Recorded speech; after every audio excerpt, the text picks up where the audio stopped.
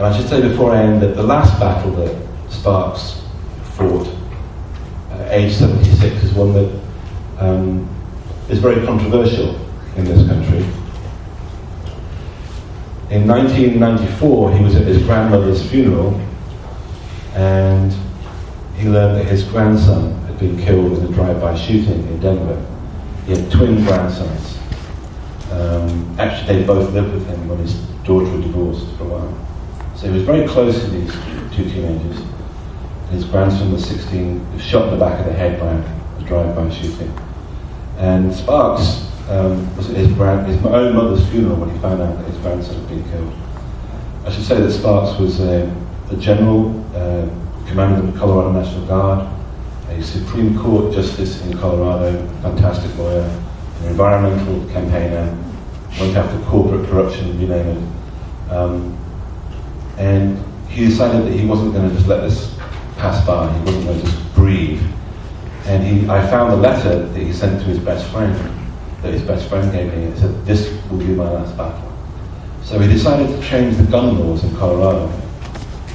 And in 1994, he campaigned and he put a law onto the books successfully against massive opposition from the NRA in Colorado, and managed to, for the first time, limit access to handguns to minors in Colorado.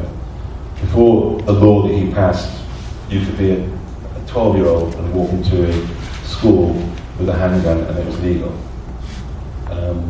So the last battle of his life was against gun violence.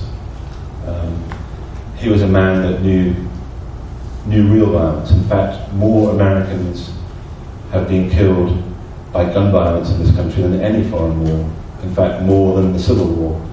In fact, in the year that his grandson was killed, in 1984, more young Americans were killed by handgun violence than had been the men killed under his command during the whole of World War II. He was not buried in Arlington National Cemetery. Many people thought he should have been. He's one of the great, great field commanders in American history. I couldn't find anybody who went 511 days in combat that went through what he went through. It would be very difficult to find someone who did. And he decided not to be buried in Arlington National Cemetery.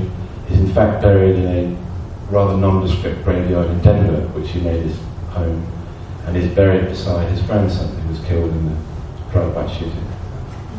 So to me, the moral of his life is that here's a man that knew violence, knew genocide, that would say many, many times at Holocaust remembrance events. In fact, he said it when the National Holocaust Museum was opened. He was an honoured guest. He was one of 5 honoured liberators that were there. And he would say, anybody that says it didn't happen, come here right now and say that to my face, because I was there. He was a very strong, very powerful, very outspoken, great American. And the book is about honouring not just him, but all of those hundreds of thousands of Americans that fought to liberate Europe, and 153,000 that didn't come home. Thank you for listening.